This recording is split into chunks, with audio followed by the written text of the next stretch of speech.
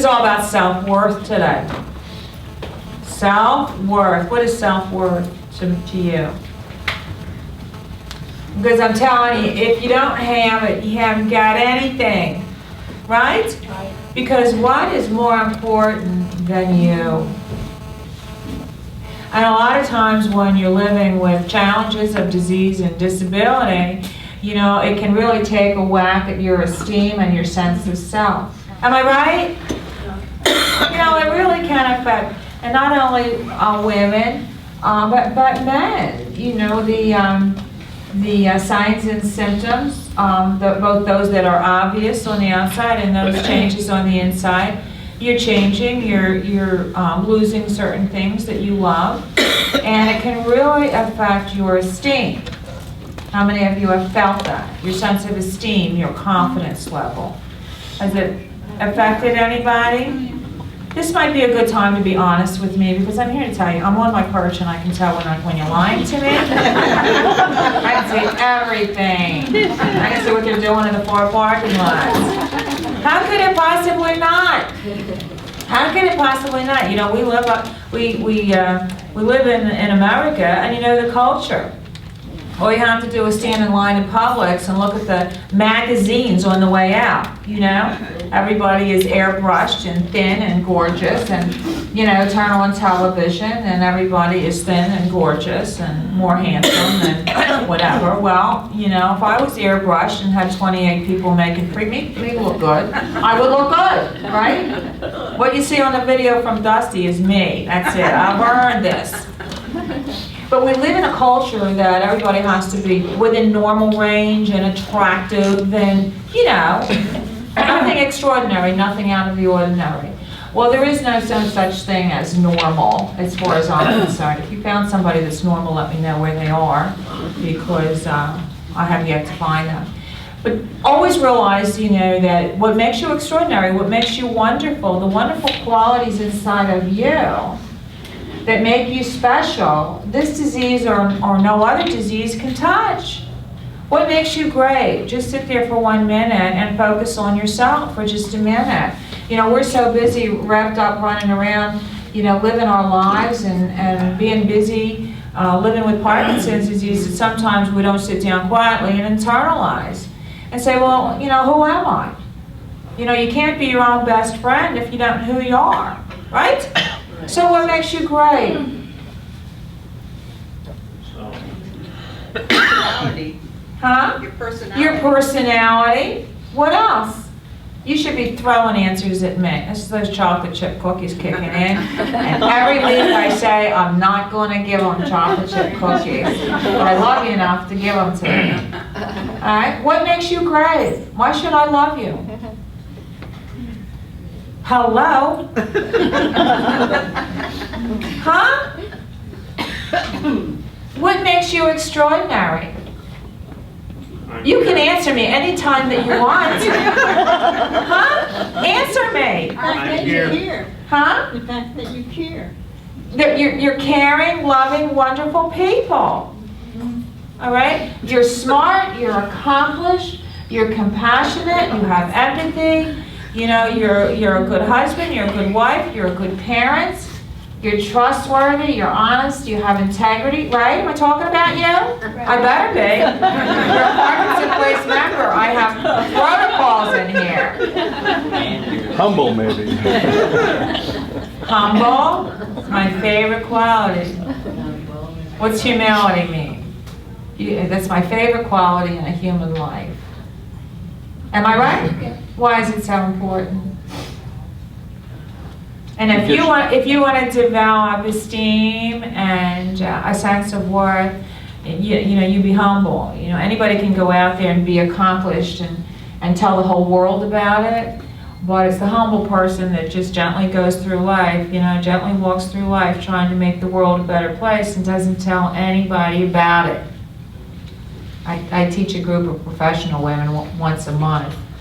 And, you know, I said, if you all had an exercise to deal with esteem and worth, you do something very special, can be very small, every single day, and don't tell anybody about it.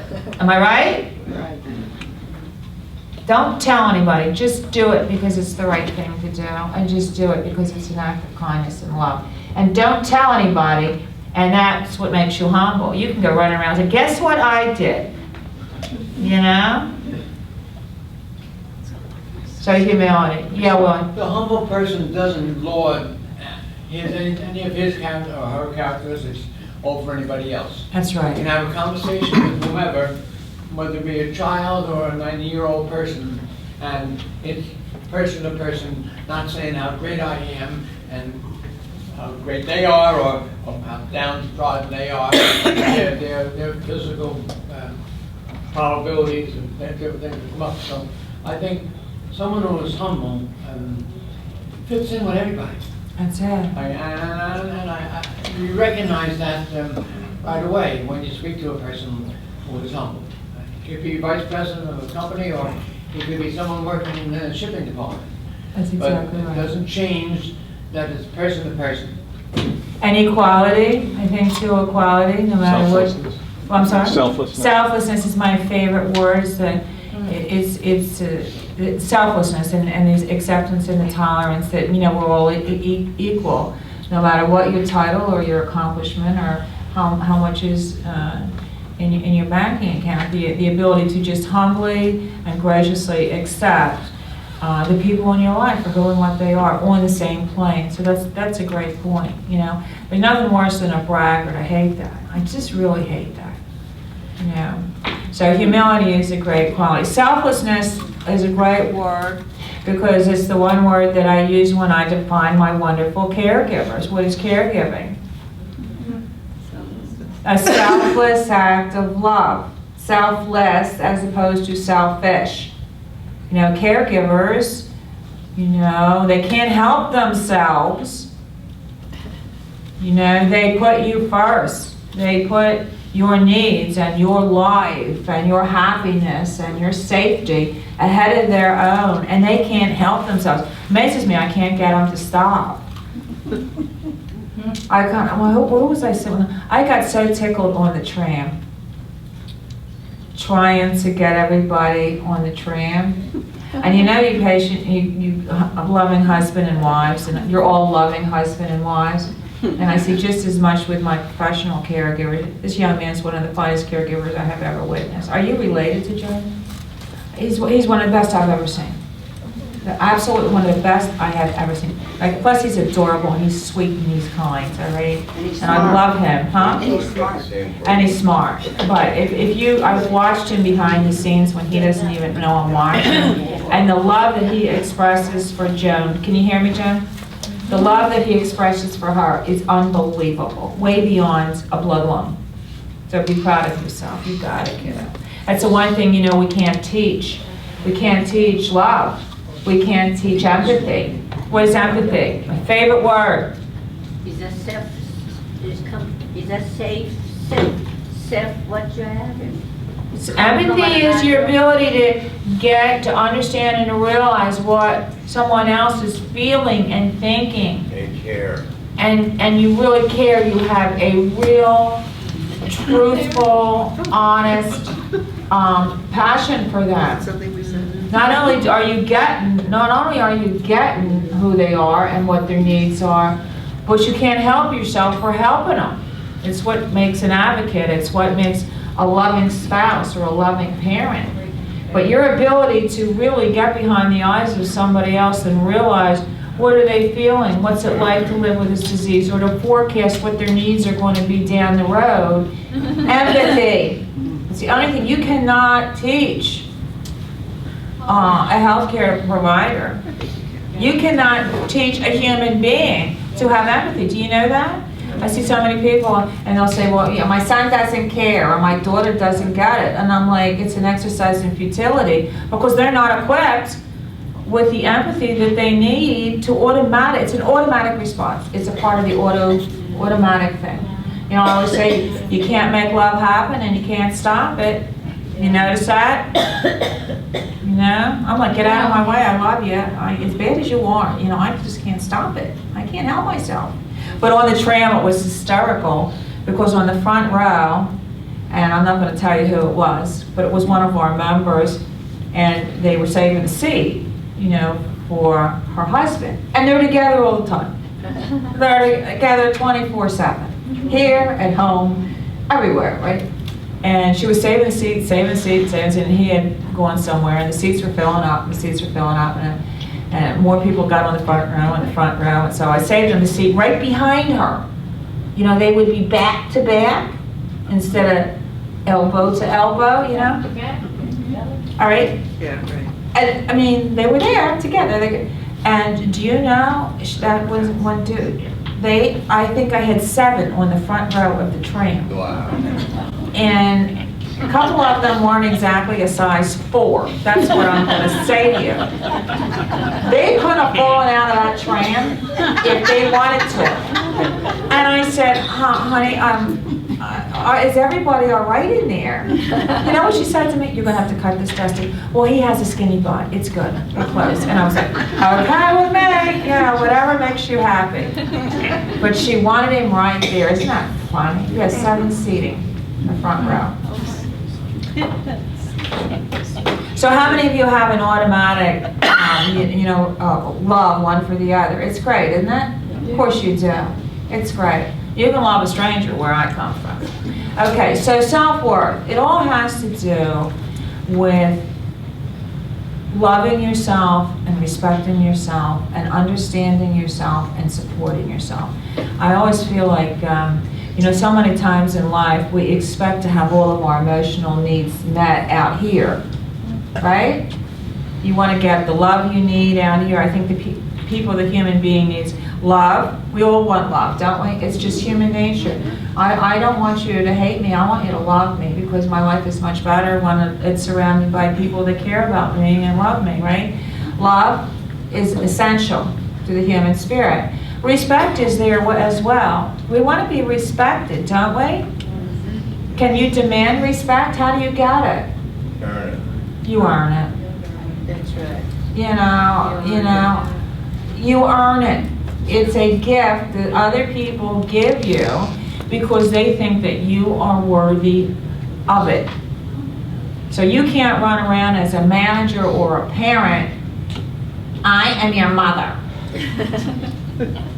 Right?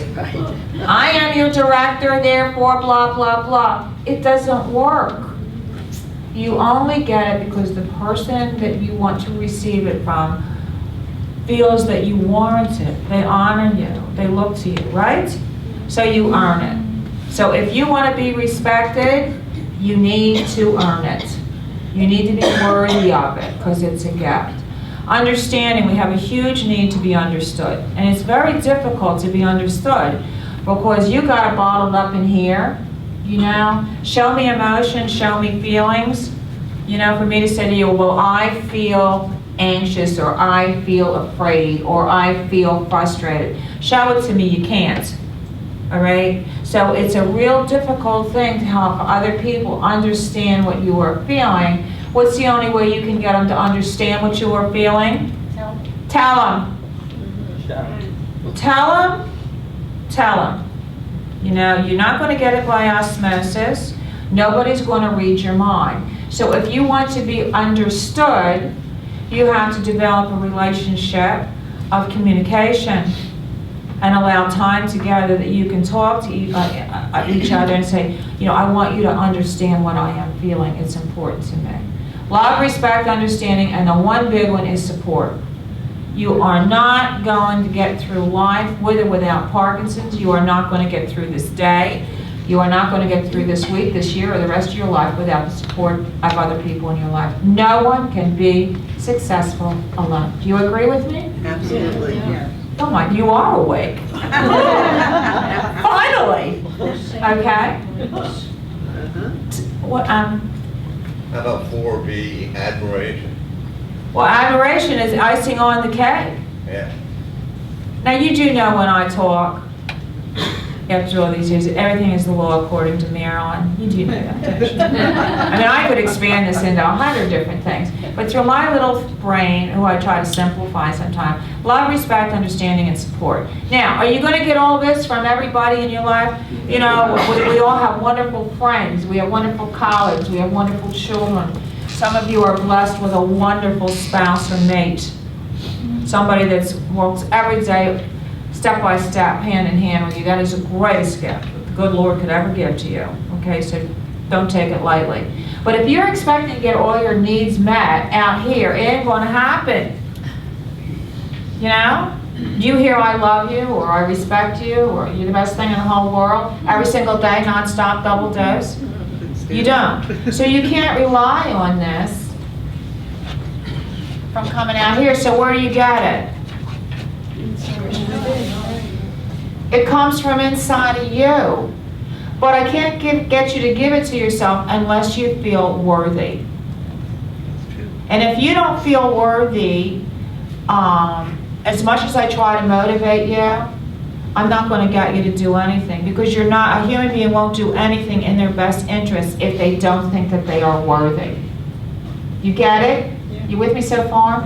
I'm getting a little heavy here. Oh my goodness. All right. So love yourself. Love yourself. Look in the mirror and love what you see. Be your own friend. Look at yourself and say, you know, some of me isn't really great, but who cares about that? Let's focus on, what do I have that matters? What do I have that makes me a quality human being? I always say to people, create a human being that you can fall in love with. Right? So when you look in the mirror, what do you see?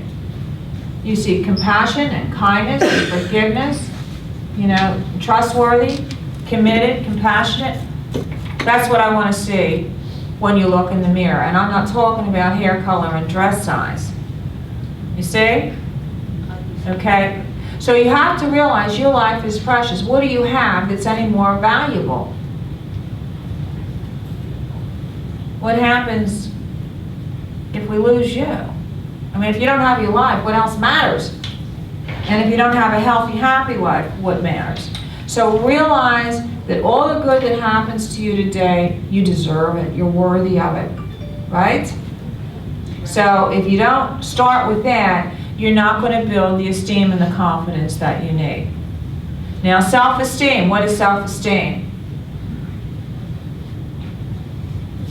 Feeling confident about Hearing yourself. about yourself. You have an esteem. You have a sense of worth. You have a sense of accomplishment. You have a sense of value. Confidence. Confidence. Self-esteem and confidence goes right hand in hand, but it stems from self-worth. The seed is self-worth, and from that comes esteem and confidence. All right? This is a disease that you're not going to face up to and live with if you're on your, what I call your emotional knees. This is a tough one. And you're being imposed upon constantly with this disease, and we all know how that happens. So you've got to be standing up emotionally, standing tall, to meet and greet the challenges of today with Parkinson's disease. And I mean if only in your mind. You know, I don't care if you're never going to stand up again. I don't care if you're sitting down the rest of your life. But in your mind, you're standing up to it. You're facing it. And you don't face anything if you're lower than a snake's belly. Right? So the esteem, the confidence comes from you. And you got to work harder. You have to work harder at it, because Parkinson's disease tries to take a whack at your esteem and your confidence. I've seen so many people, you know, that would come into a diagnosis on esteem and confidence of a 10. And with the diagnosis and the changes, what happens? It goes from a 10 to a 2 in about a week. Don't allow that to happen. You got to work at it. You got to work at it. I am strong. I am capable. I will do this. I don't want you thinking about it. I don't want you saying maybe. I want to say I will do it. This is my life, and I own it, and I have the esteem and the confidence to face it. Everything that you need to meet and greet Parkinson's disease is where? In your head or your heart. Inside. Inside of you. In your head, in your heart. I don't care where you are. I always say it's hiding out your toes. But sometimes when you really need a sense of esteem, you know, and unfortunately, when we have difficult challenges, and it's human nature, you know, when we have a bad thing happen or a concern, or a hardship or a heartache, all right, when we have something unpleasant happen to us, you automatically have this automatic response, what did I do to deserve this? Maybe I'm not worthy, right? Isn't that the truth? You're going along and something difficult will happen, you say, what have I done now to deserve this? There's nothing to do with it. It's in the grand scheme of things. We cannot control today and tomorrow, can we? What do you control? Only yourself. Yourself and your attitude, and how you choose to respond to it. So how are you doing with your sense of esteem, and how do you maintain it? How do you maintain a sense of esteem and confidence? I think the one thing that really has the hardest impact on self-esteem and confidence is the need to be more dependent. You ever think about that? Because we're raised up in America to be independent, to be capable, to be able to do it all and do it well. It's the culture that we live in. The more you can do, the better you can do it, the faster you can do it, right? The better you are. That's drilled into us from early on. And the need for the Parkinson patient not to lose, to depend on others can affect their sense of esteem. Because the more under control, the more you do for yourself, it's true, the data behind it, the more you do for yourself, the more under control that you feel, all right? And the more under control that you feel, the more sense of esteem and confidence that you have. If you have a loss of control, I can't do it, I'm dependent on somebody else, you know, what happens next? That's going to really impose on your sense of self. Have you felt that? Yes. Yeah. So how does the need to rely on others during the course of your day and your life make you feel? Our patience. Grateful? You're grateful that you're grateful for the people in your life that come forward and to help you. And that's the other thing I love about Parkinson Place. You all take care of each other, whether you're in here or out of here or whatever. You are really,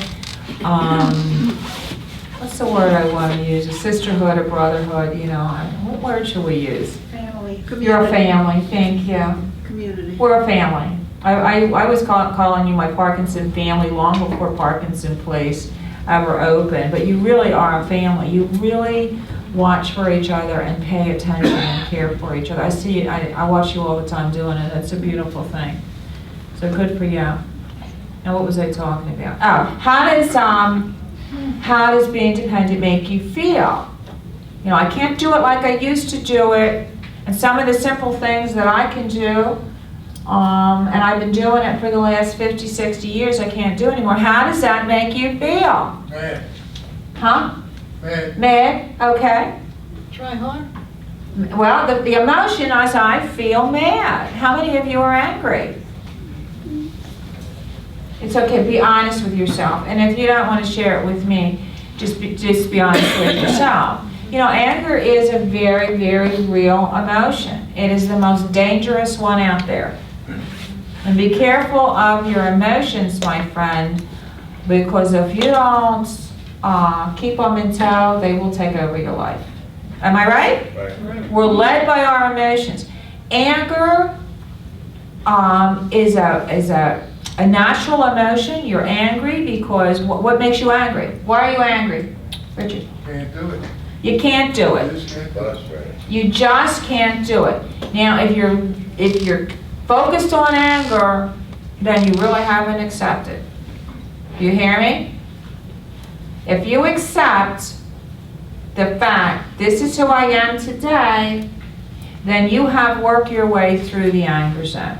You know, if you get angry once in a while and you have a surge like, oh, I can't get on the necklace, or can't button the shirt, or I can't drive to Publix, okay? If it's a minute of anxiety, anger, you know what I'm saying? That's okay. If you're living in a world of anger and negativity, you gotta get out of there.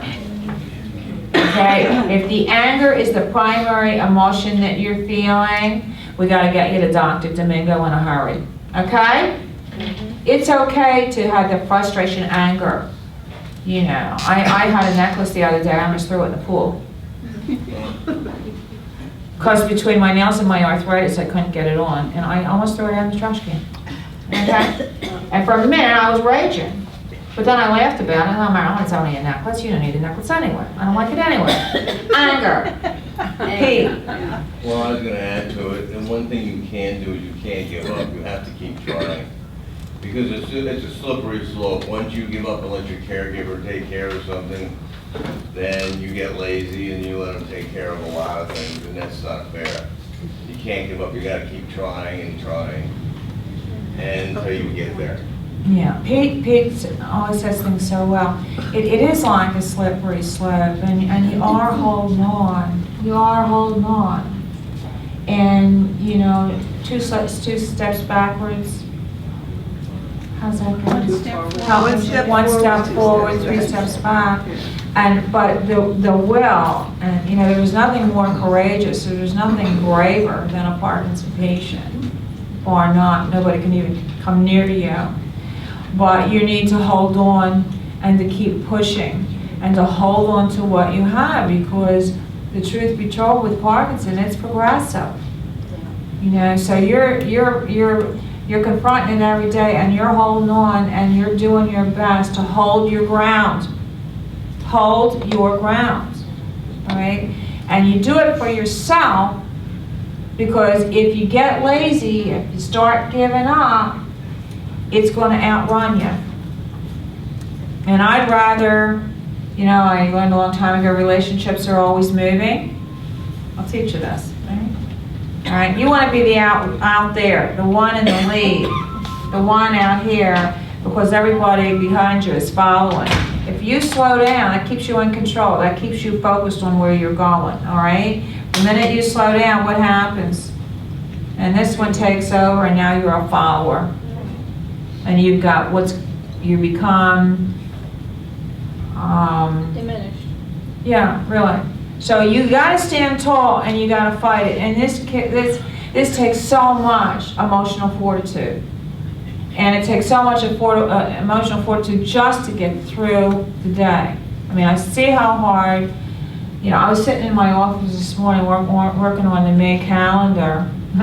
And I sat there, you know, quietly in the corner of my office, and I hear you in here trying and working, and you're not just doing it, you're giving it 1,000%. You know, you're just not in here hanging out and chit-chatting and drinking a coffee and a donut. I mean, you're pushing. You know, I watched Connie do the big program, and I never saw such will in my entire life. Right, Con? You know, I should be half that good. Right? So you've got to push, you've got to keep trying, you've got to hold on. And this only comes from the human will.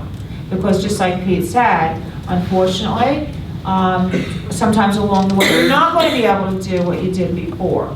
And that's going to affect your esteem. Well, I used to do it, I used to really be good at it, but now I can't do it anymore. Well, you need to accept that.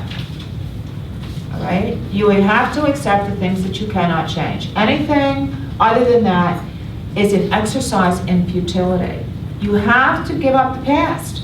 We're not that person anymore. And guess what? You can't blame it all on Parkinson's, because if you haven't noticed, we're all sensational seniors. Okay? So there's a little thing in there called the normal aging process. What is aging? Simple. I'm not sure she knows how to take me, because she's sitting here laughing at me the whole time. I'm normal. It's okay. You know, aging is nothing more than what? Wear and tear on the human body. That's all it is. How many times has your heart pumped? How many steps have you taken? How many times have your knees gotten you up? You know? And we don't even have skin like the babies, because we beach and we stress and we do other things that we shouldn't be doing, okay? It's okay to be who you are today. All right? So how do you maintain your esteem? How do you maintain your esteem with Parkinson's disease? Keep trying. Keep trying. You know, nobody likes a quitter. And the other thing too is it's your attitude, and I want to see an attitude of exuberance and enthusiasm and energy. I don't want to see you drift through life I don't want you to not have a plan. I don't want you to just be blasé. I haven't used that word in a long time. You know, blasé? Oh, well. Or drift through life. I have a lot of people in my life that they, what I would call drift through life. They have no plan whatsoever. You know, I got a 3-year plan. I'm not going to tell you what it is, but I've got it. Okay? And that's what makes me stay focused on today and take me into tomorrow to guarantee what's going to be happening next year and 2 years later. So you got to live on a conscious level. What is your plan? What is your plan for life? I thought it'd be good. Enjoy each and every day. Enjoy each and every day. Yeah. I keep telling you every single time I speak with you. What do you have? What's the only guarantee we have? Right now, this minute. And the wonderful privilege, you know, the here and the now, and you're healthy. I hope you're happy. You have wonderful people around you. You have happiness and joy for this day. Tomorrow is nothing but a guess, so let it be. Does that mean I don't want you to have hope for the future? One thing that, and if you're not standing up tall looking into the future, you know, you're not going to have hope. What is hope? What are you hoping for? Be careful what you hope for. You hope for tomorrow? Go for it. Huh? Yeah, the other day, sometimes when I come to work, I come east on Proctor, and it's right into the sun. Couldn't be worse. I mean, it's sun. You know, that if somebody crossed my path, I would probably hit them. Because it's sun like I've never seen. So I start singing, "The sun will come up tomorrow." Do you remember that from Annie? I can't sing. I saw Annie originally in New York City a long time ago. I took my children when they were original. But that's a great song, isn't it? The sun will come up, whether you're happy about it or not. No control over it. There's your hope. It's going to come up. You're going to have a great day tomorrow. You're going to have an even better day today. So always remember that today is the tomorrow you worried about yesterday. So stop worrying. It's dumb. My mother always said to me, "What are you worrying about? Lighten up. Lighten up." Just today. You control today. You control your decisions, your choices. Life is nothing but a series of choices. Have you learned that yet? Took me till I was about 55 to realize that. My life is all about the choices that I have chosen to make. Same thing with you. I choose to be positive. I choose to be a good person. I choose to be a loving caregiver. I choose to honor my caregiver. I choose to do everything that I can this day to be my best and to make the world a better place. It's a choice. So guess who owns your life? Good or bad? You. Don't look at me. You know, I'll entertain you and I'll give you chocolate chip cookies. But I am not responsible for your quality of life. And neither is your caregiver. Who is? Yourself. Right. Yourself. And you know, I talk about my Parkinson patients, you know, and what esteem does to you. All right? With the physical symptoms sometimes that you feel a little less attractive or, you know, a little bit less whatever, who cares? Well, the same thing happens to your caregivers. You know, they're worn out. You know, they're worn out as well. So to build esteem, one of the great things is to have people pay tribute to you and give you credit and give you acknowledgments. You know, if you want to build esteem for somebody, you tell them you love them. How many of you tell somebody you love them every time? Well, if you don't, you need to start right. I'm looking at you over here. He's giving me a dirty look. You gotta tell her you love her, right? It's a simple thing. It means the world. Or I appreciate you. Thank you. I see what you're doing. Thank you.